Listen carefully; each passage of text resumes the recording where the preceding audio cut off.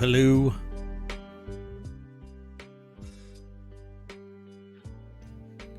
Welcome to another ohmTown Daily News Show. Let's get right into it.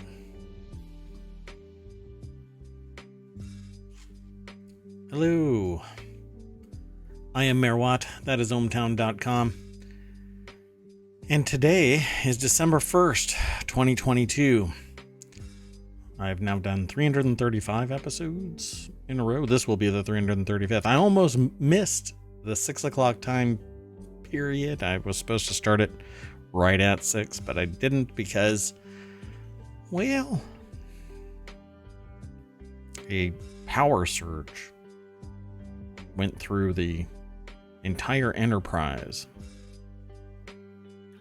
of a location, and had to go make sure everything was okay. Well, it might be, but there's going to be downtime. But not here in ohmTown. ohmTown is it's a nexus of a bunch of power lines making up whatever multiverse you care to think about. And in that nexus is ohmTown. And I am Mayor Watt. You get it? Anyway, I'm being kind of goofy today because at the last minute, right before I was supposed to do the show, I get a phone call. Massive power surge.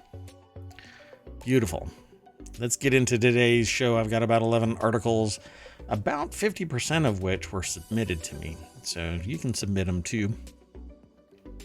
You can either send them via ohmTown or send them via Discord or send them via Twitter or send them via !showbot. If you type in that, you will also be able to type in !s and then whatever you want to send me a URL. I'll get that URL. It'll get sent over to ohmtown.showbot.tv. And there you can vote on articles that you think are interesting. I don't have a title yet because I basically had done a lot of my vetting of articles earlier today.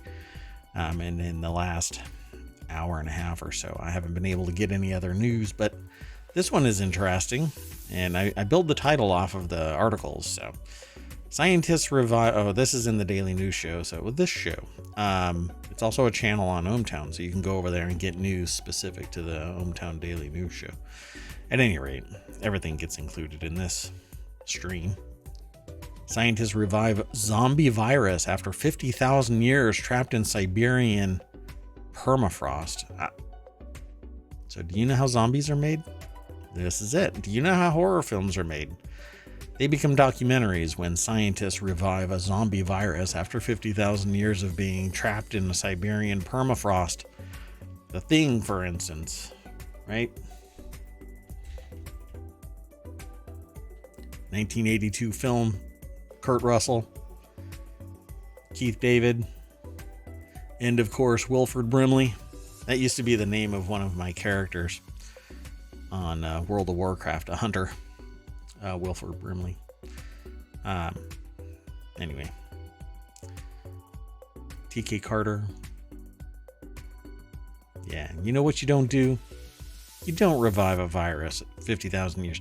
Anyway, researchers documented 13 never before seen viruses that have been lying dormant, frozen in thick ice over tens of thousands of years. This is over at Common Dreams. And it's from Common Dreams staff.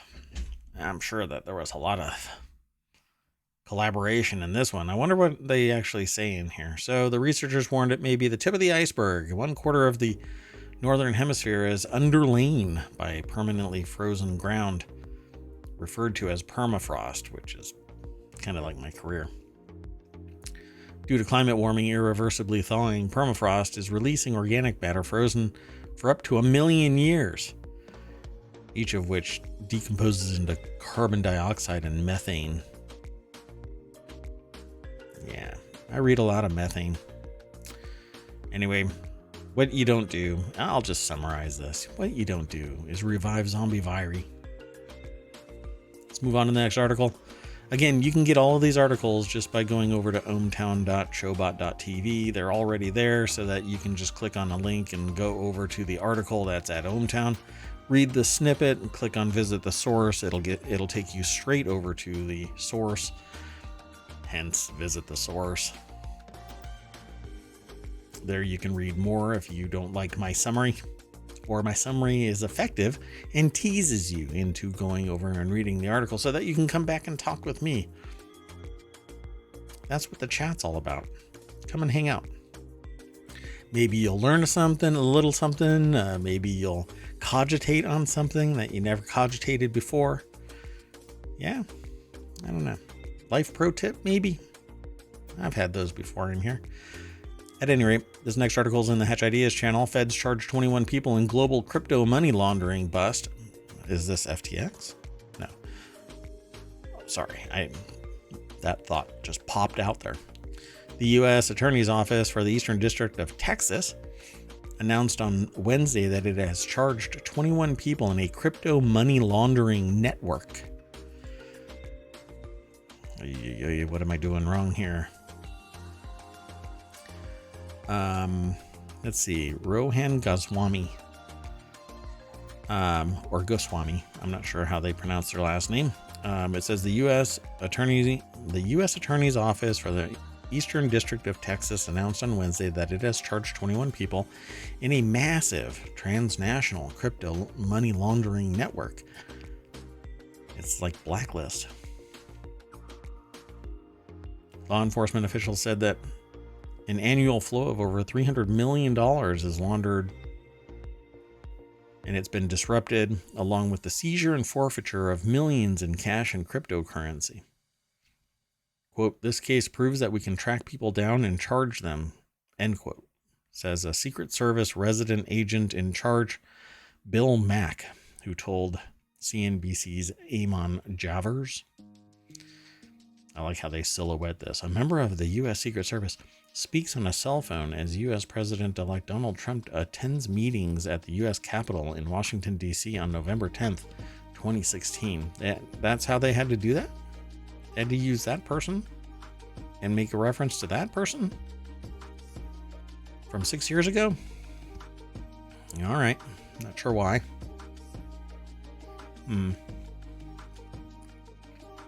Randall Rule, 71, and Gregory Neiswander, 64, were indicted in federal court for allegedly laundering more than $2.4 million in proceeds from wire fraud and mail fraud schemes using cryptocurrency.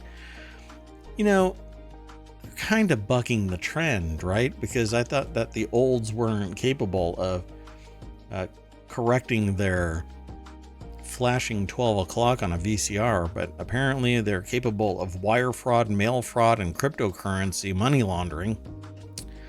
In August, the U.S. Treasury sanctioned currency mixer Tornado Cash, which the federal government claimed had been used to launder more than $7 billion of cryptocurrency since its creation. Shortly after the sanctions, Tornado developer Alexei Hertsev was arrested in Amsterdam for alleged involvement in concealing criminal financial flows and facilitating money laundering, according to Dutch law enforcement. I wonder. Never mind. You know, it just seems like a lot of criminal activity. I'll just leave it alone. Let's move on to the next article. This next article is over in the continuity report.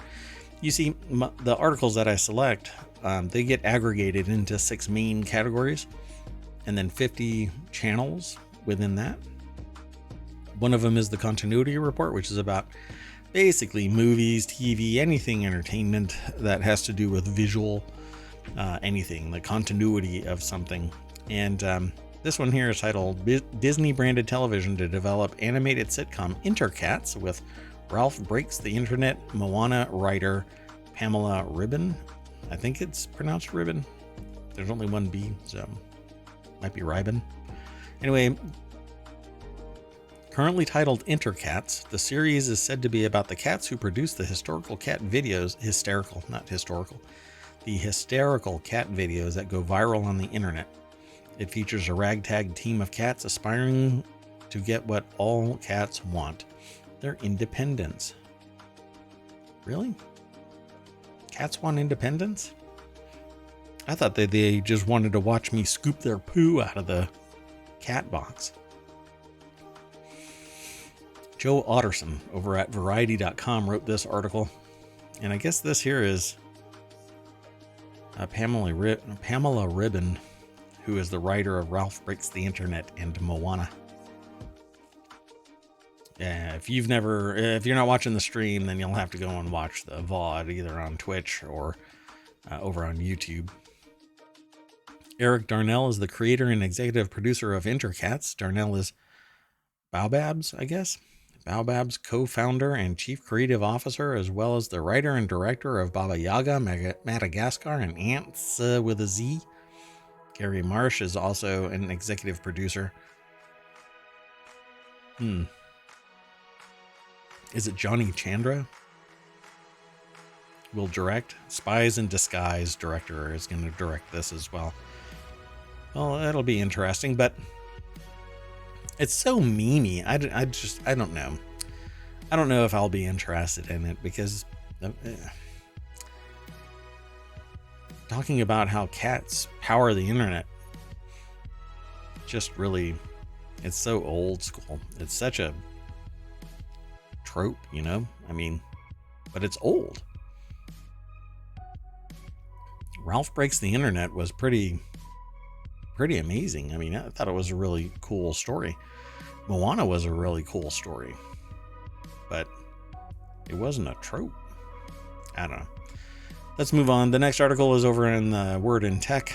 Google Stadia hardware refunds will be issued within 2 weeks. Google will be issuing refunds for Stadia hardware purchased from the Google Store within 2 weeks, according to an email sent to customers on Wednesday. That means the refund should arrive well ahead of cloud gaming services' impending January 18th shutdown. Purchases of the Stadia controller, the Founder Edition, the Premier Edition, and Play and Watch with Google TV packages are all eligible for refunds, according to Google Stadia's shutdown FAQ. At the time of the shutdown announcement, Google committed to refunding hardware and software purchases, and it had begun software refunds earlier this month. I think that's pretty amazing.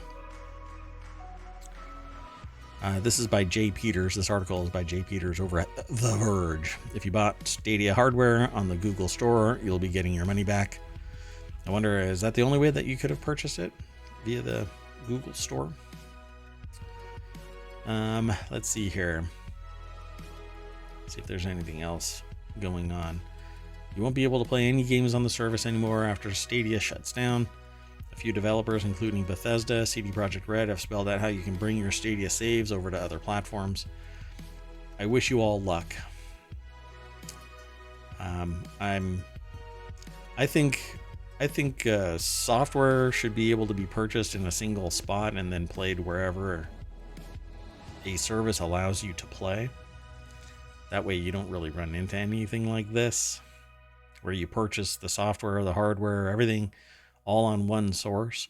But it's like books, it's movies, it's music. If I purchase it somewhere, I should be able to consume it anywhere a service allows me to consume it. But everybody silos the purchase. But, you know, maybe I'll purchase something on your platform and watch it on somebody else's platform simply because I have a key that says that I purchased it. But, you know, that's not really how business works. So, yeah, I don't know. You know, I'd like to buy something on GOG and be able to play it wherever.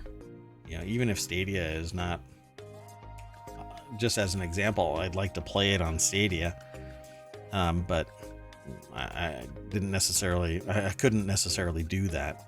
But I can't buy a book on one platform and read it somewhere else or take it with me to some other platform. It's stuck on that platform. Like, you know, Audible is stuck right there.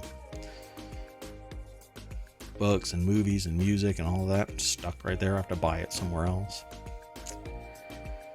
Yeah, games included, games on Steam, they're stuck there. I can't play them somewhere else. I can't sell them to somebody else. I can't do anything with it. It's stuck right there.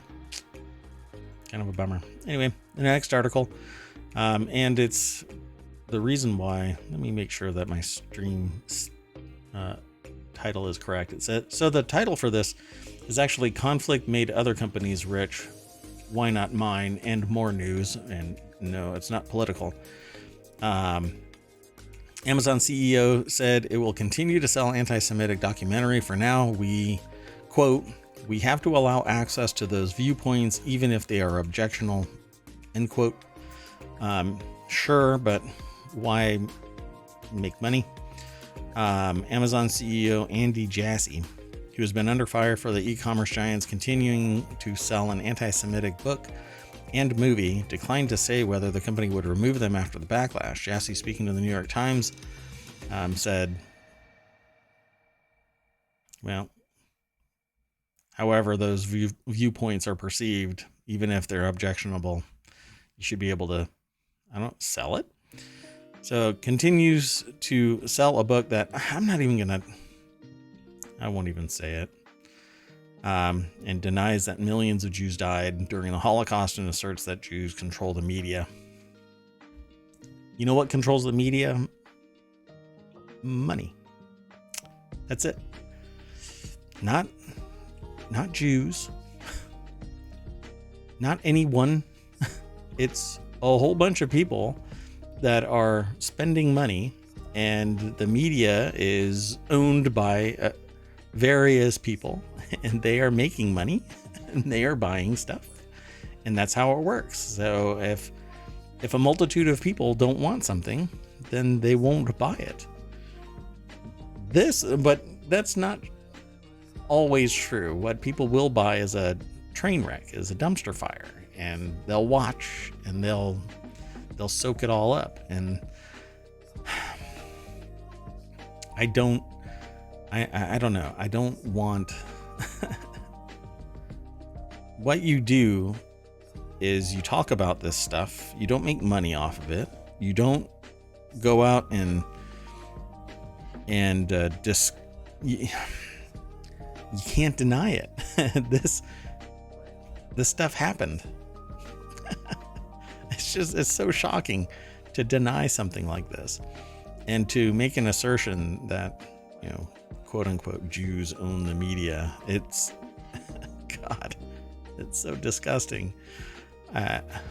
You have to sit there and look at it and just shake your head and wonder how do you get to this point? I heard one person talking about this kind of thing and said that the reason why they knew that there was a problem because their their Jewish daycare person forced them to share their candy or toy or something like that. Blew me away that you justify blaming a plurality of people for your hate because a caregiver taught you a life lesson about being social. You antisocial twats. Anyway, according to Jassy, we have to allow access to those viewpoints, even if they're objectionable. Hundreds of millions of customers with a lot of different viewpoints. Yes. There's a lot of good on both sides. Yeah, but you can actually point out the bad in the bad sides, right?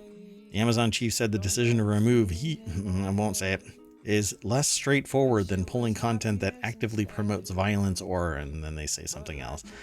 I'd like to be more real and say these things, but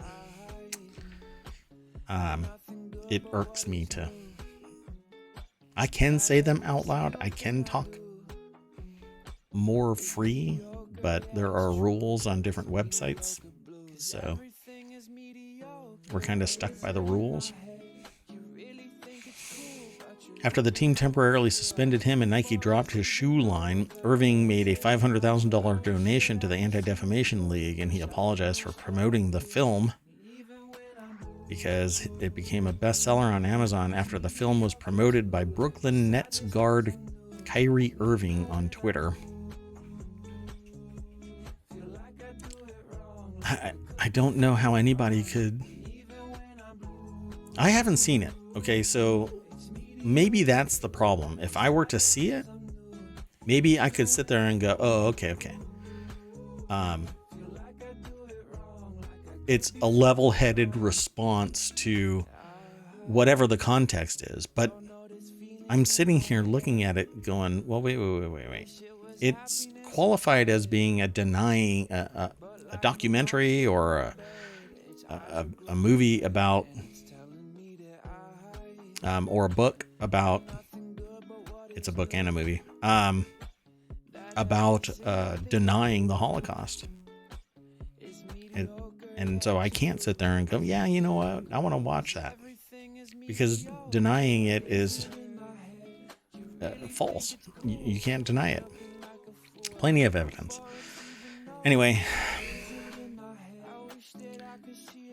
Amazon sells other controversial items, including an edition of Adolf Hitler's Mein Kampf for the Kindle, and the page for Mein Kampf indicates that the proceeds from the sales are donated to Jewish charities and organizations. Good. If that's true, then good.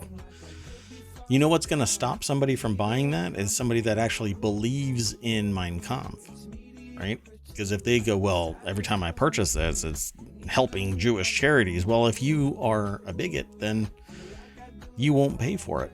You'll go and steal it off the internet. Anyway, let's move on to the next article. Just justifying it is kind of smarmy. I just don't like that, you know? Anyway, that's like allowing somebody into your house, and because they pay you $25, you allow them to rant about how they hate your black neighbors.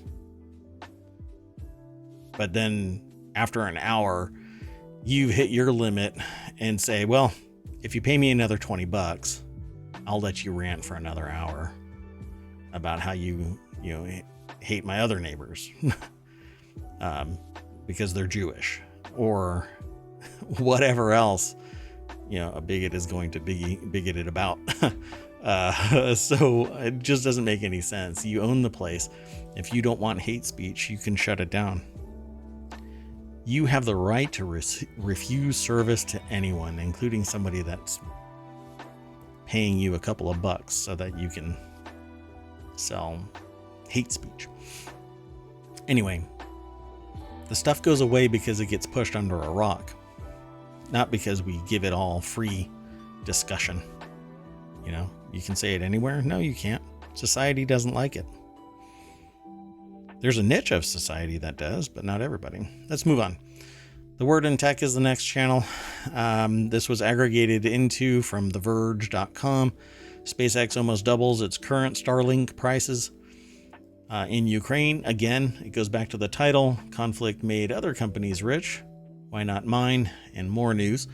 The price of Starlink satellite terminal has almost doubled in Ukraine, according to a report from Financial Times, allowing increased demand for the SpaceX satellite devices and targeted Russian attacks on the country's electrical grid that have caused communication networks to fail. So the monthly subscription required to use the service has also climbed from $60 to $75 on December 29th, according to emails sent to Ukrainian Starlink customers. And the Starlink set, the terminal, is set to increase to $700 from $385. Again, conflict made my company really rich. So, well, all these other companies. So why not mine too? Right? That's how it works. Oh, look at conflict. I can make some money. Again, this is from TheVerge.com. Jess Weatherbed is the author. The increased rates come as Ukrainian network providers scramble to restore services affected by Russian attacks on the region's energy grid. Richest man in the world doubles the price. That's really should be the title. Richest person in the world doubles the price of Starlink terminals and raises the rates for the subscription service, because any amount of support is socialism, and socialism is communism, and communism is bad. And I'm a capitalist. I think everybody should be paid for a service that they offer. But I don't sit there and say, well, I'm the only one that can provide water during this fire. So guess what I'm going to do? I'm going to charge everybody extraordinary prices in a conflict zone. Anyway, the prices increase. The price increases affect individual users, so it's unclear whether the Ukrainian government, which has obtained Starlink from various donors such as SpaceX and NATO, will also be impacted. That's right. The middleman gets kind of screwed here if the government is not supporting it. So let's move on to the next article. This next article is The Word in Tech, finding from 2,000-year-old Uluburun shipwreck reveal complex trade network. So more than 2,000 years before the Titanic sunk in the North Atlantic Ocean, another famous ship wrecked in the Mediterranean Sea off the eastern shores of Uluburun. I'm not sure where that is, but it says here it's in present-day Turkey, carrying tons of rare metal. Rare metal at that time?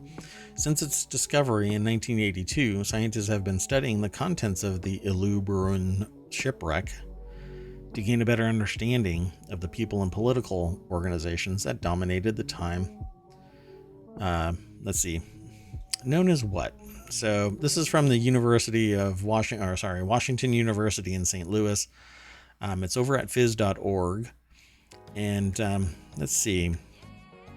To gain a better understanding of the people and political organizations that dominated the time period known as the late what? It actually gets truncated in the article itself, known as the late. Nice.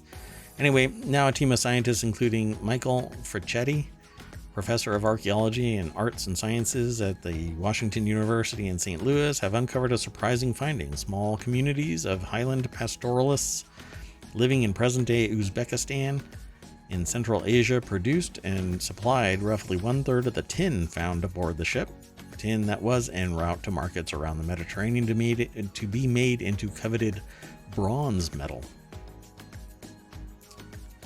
Because I think it's copper and tin make bronze. The research, published on November 30th in Science Advances, was made possible by advances in geochemical analyses that enabled researchers to determine with high level of certainty that some of the tin originated from a prehistoric mine in Uzbekistan, more than 2,000 miles from Haifa, where the ill-fated ship loaded its cargo. So what's really interesting is doing like gas spectrometer research allows you to locate, you can figure out where something is mined because the chemical makeup of the material acts like a signature. And so you do gas mass spectrometry and gas chromatograph readings of the material, and it is like a fingerprint. And so something that was discovered in the United States, for instance, you can do an analysis of the metal and it can point to mines and stuff over history. As long as we find them, we can tag them, do basically a sampling of the material. And I say we because part of what I do isn't really in this field, but anyway, I'm rambling. At any rate, the mines and stuff are basically mapped out around the world, when they were being used and what they produced, and even the waste products that were left outside of the mine. All of it is qualified and quantified. And then when somebody says, well, what's the provenance of this thing that we found over here? They can do a reading of it and say, well, the metal is from this mine in Europe. It's pretty fascinating. So Ferchetti and other archaeologists and historians were enlisted to help put the puzzle together. Their findings unveiled a shockingly complex chain that involved multiple steps to get the tin from the small mining community in the Mediterranean market, from the small mining community to the Mediterranean marketplace. Yep, bunch of middle people moving stuff from left to right. The Luberon excavation images showing copper oxide. It's oxide? No, oxide. Got to be oxide. Ingots. Those are massive. So, to put it into perspective, this would be like the trade equivalent of the entire United States sourcing its energy needs from small backyard oil rigs in central Kansas. Well, we could do that. Anyway, it's really fascinating. The article goes into much greater detail, but the nuts and bolts of it is that, it starts out in Eastern Asia and ultimately ends up pretty much all around the Mediterranean, I'm sure. But that's the implication, that it's a huge trade network. Let's move on to the next article. Got about 5 more to go. Modern trackball mouse wants to be a wireless solution to your ergonomic woes. Trackballs aren't exactly a trendy PC accessory. Hey, guess who uses one? Mayor Watt. Anyway, their heavy, clunky builds bring dated vibes to office setups. That's not the... What does it matter? It's not clunky. It sits there. It's a trackball. It's not a mouse.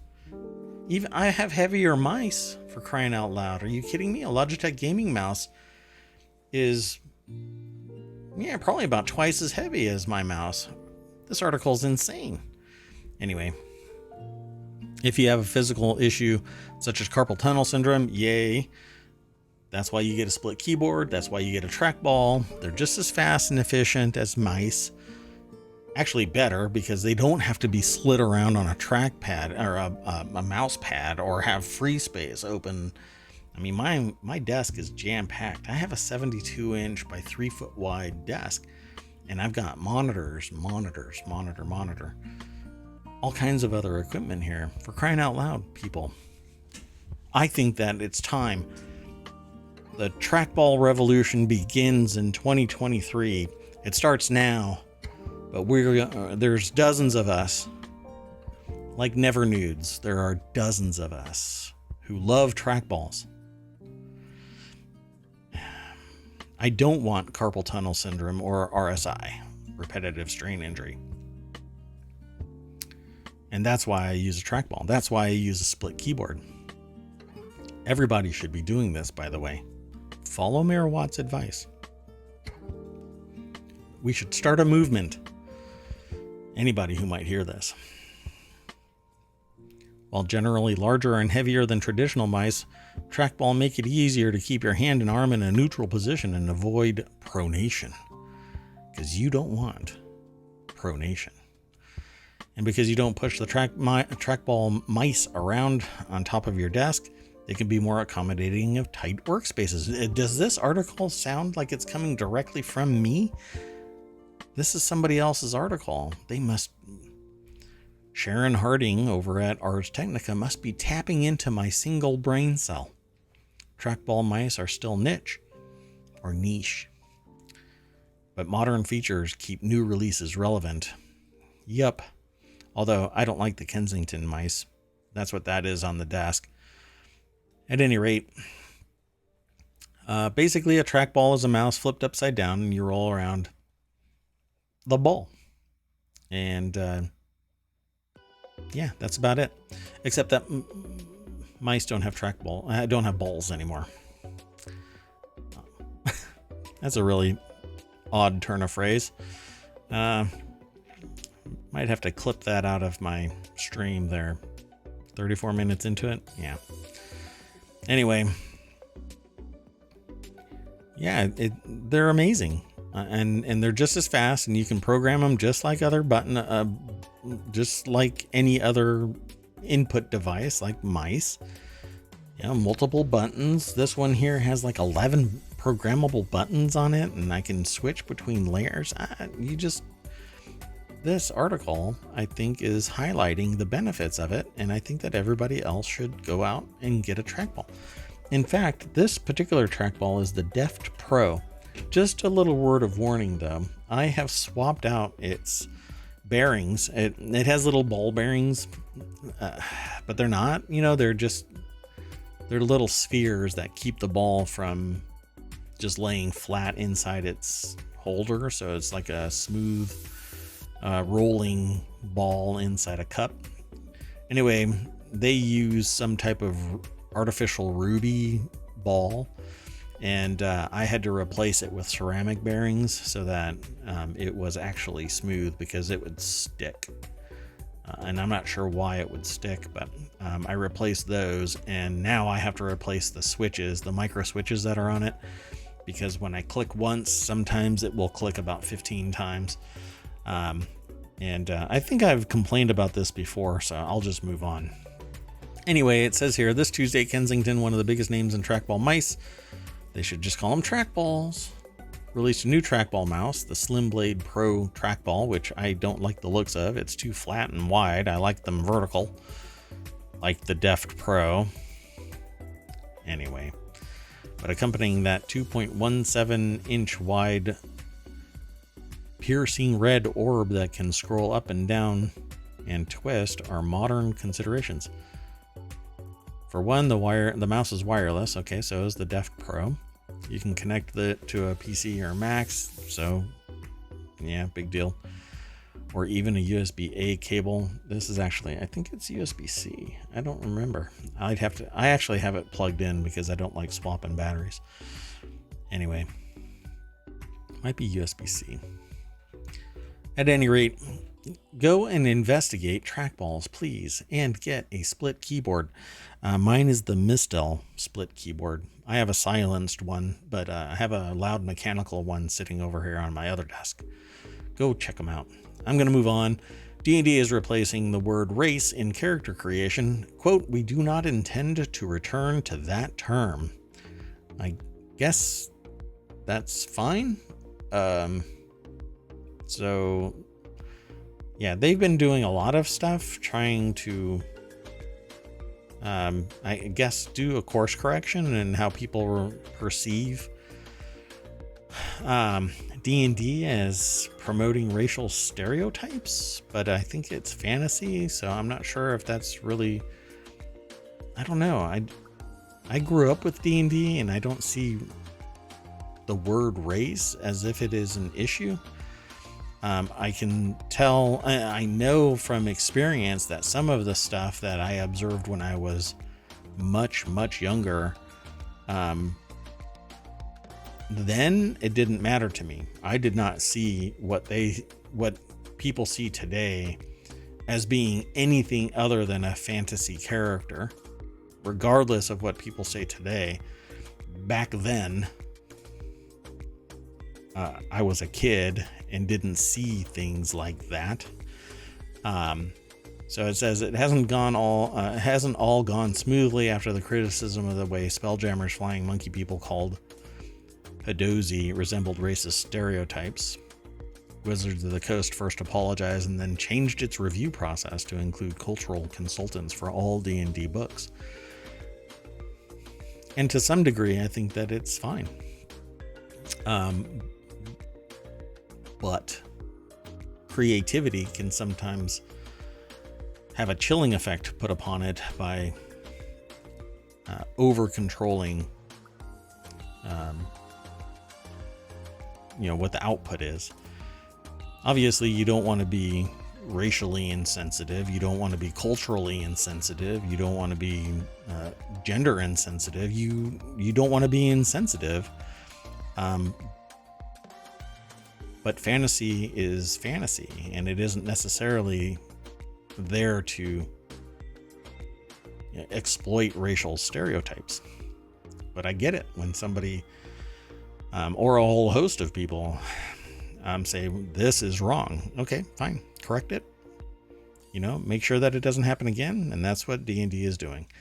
So the next step, as explained in a blog post published on D&D Beyond today, is to move on from using the word race to describe elves, dwarves, and various other options players can choose from when making their character, which has honestly always seemed inappropriate, even ignoring the fact that it used to describe options as disparate as humanoid dragons, talking plants, and basically robots. Okay. I don't know. Maybe somebody can explain this to me. Why the term race is a problematic term that has been prejudiced links between real world people and the fantasy peoples of D&D. So what is going to be their ultimate change? From now on, player characters will choose a species instead. Is that true? Is that really where they're going? So we're pushing the can over from race to species. Okay. So now are we going to be speciesist? Speciesist? Is it speciesist? I don't know. But I can understand if the context of the artwork and the writing comes across as racist, then it's racist. But elves versus dwarves, they are two different races, right? I thought that's what they are. Maybe not. Two different species? Okay. Well, when we find aliens and they find us being speciesist because we are referring to people as species, that's okay though. The latest set of playtest rules for 1D&D reflect this, using the word species instead. We have made the decision to move on from using the term race everywhere in 1D&D, and we do not intend to return to that term. Wizards of the Coast says the term species was chosen in close coordination with multiple outside cultural consultants. All right. There you go, folks. This next article is in the Word and Tech. Canoe repurposed its bubbly electric pickup truck for the U.S. Army. I would like to actually order mine. I have a pre-order for it. It's perpetually on hold, I believe. Canoe, which was founded in 2017 by two former employees of Faraday Future, has developed several EV concepts, one of which, by the way, I have a pre-order on, and I would like to see it. Struggling EV startup Canoe, that's not a good start, which is ironic for an EV, get it? Not off to a good start. Anyway, its first electric pickup truck to the U.S. Army for analysis and demonstration. Yeah, it's only got 250 miles, so I guess it can go out to the battlefield and stay there. The company's light tactical vehicle, LTV, is built on the same platform as Canoe's Duplo toy-looking EV prototype truck that was first revealed in 2021. Back in July, the Army announced that it had awarded Canoe a $67,500 contract. Really? That's it?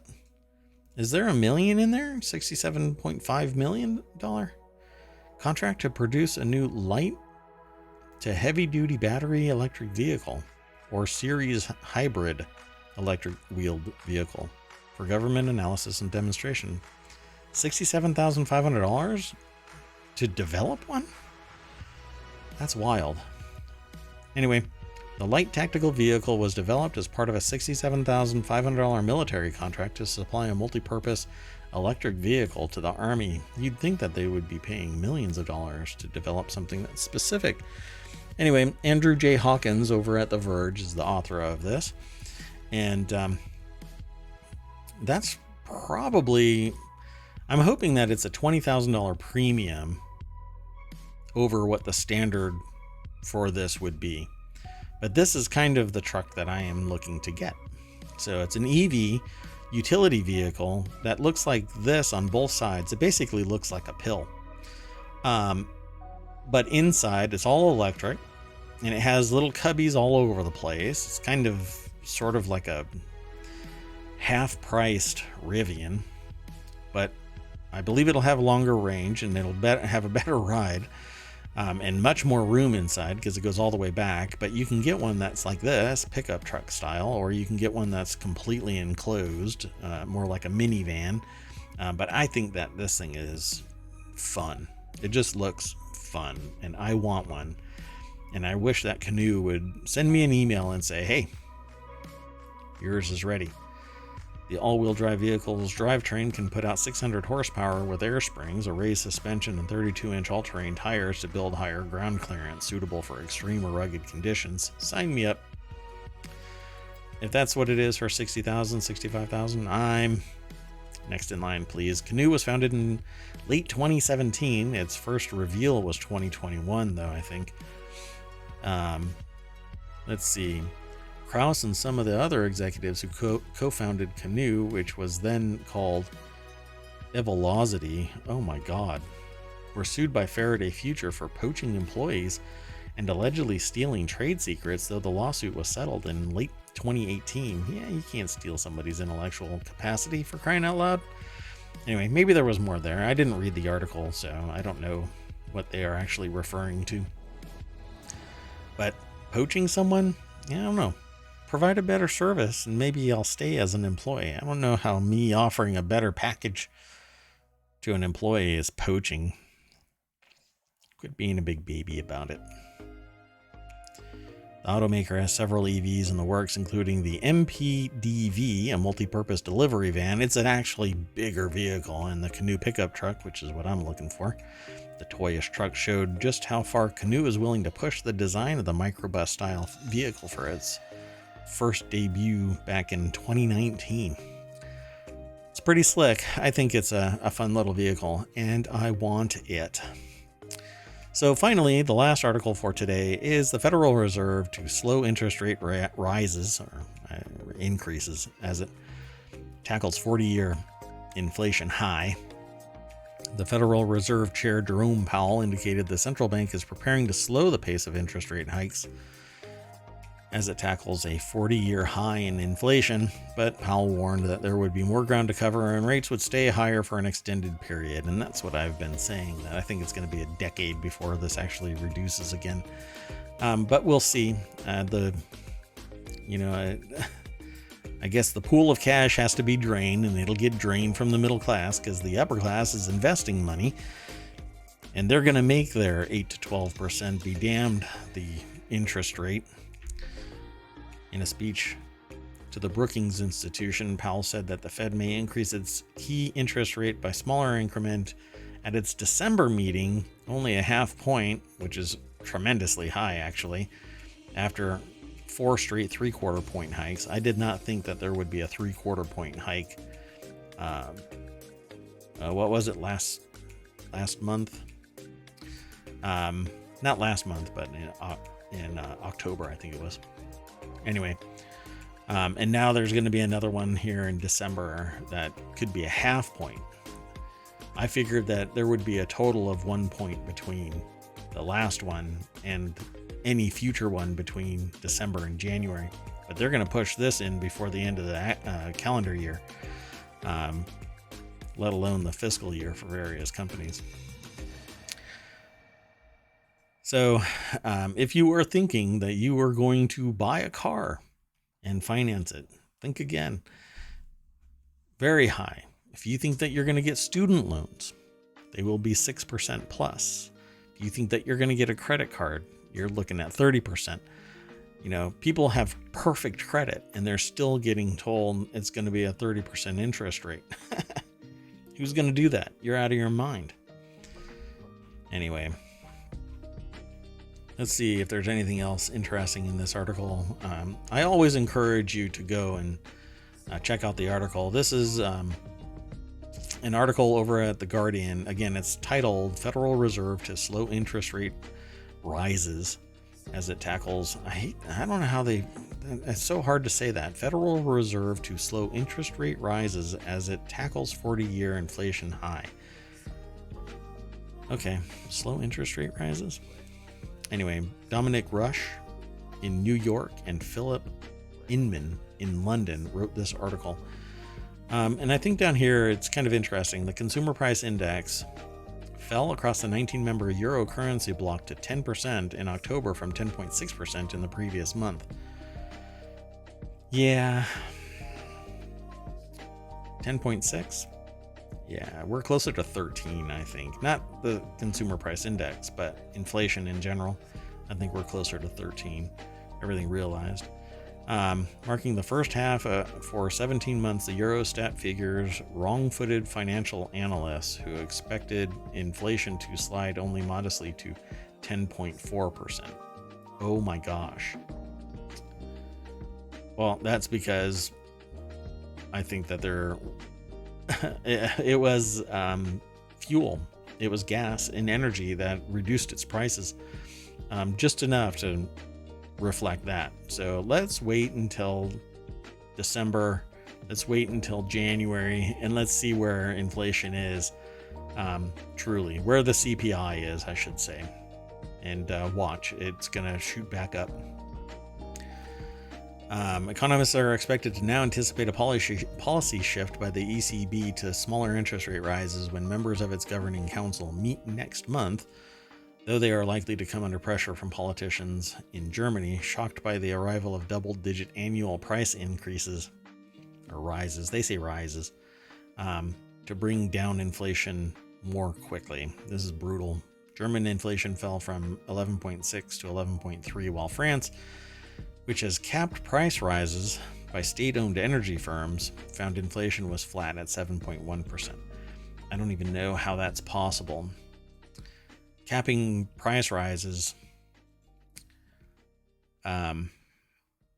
yeah, they're going to want to recover their losses because it's costing them more to produce what they are selling. So, but it is state-owned energy. So,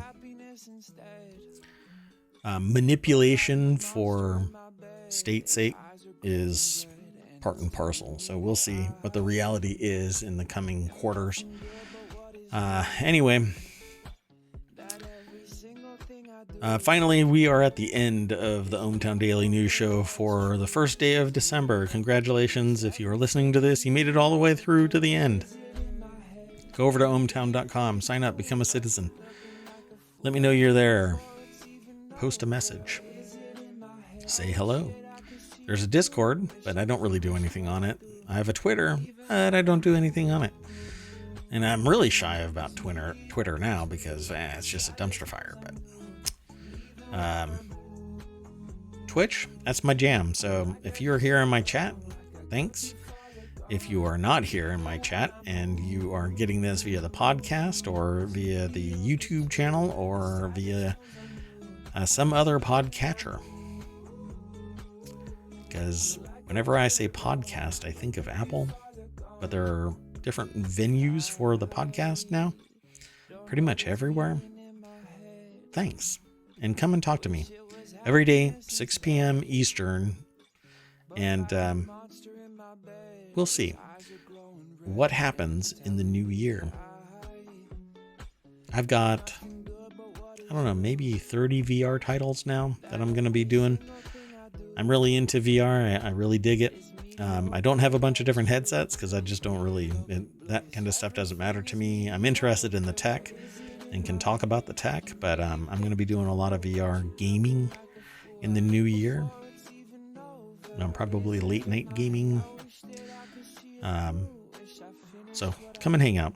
I'll see you tomorrow, 6 p.m. Bye-bye.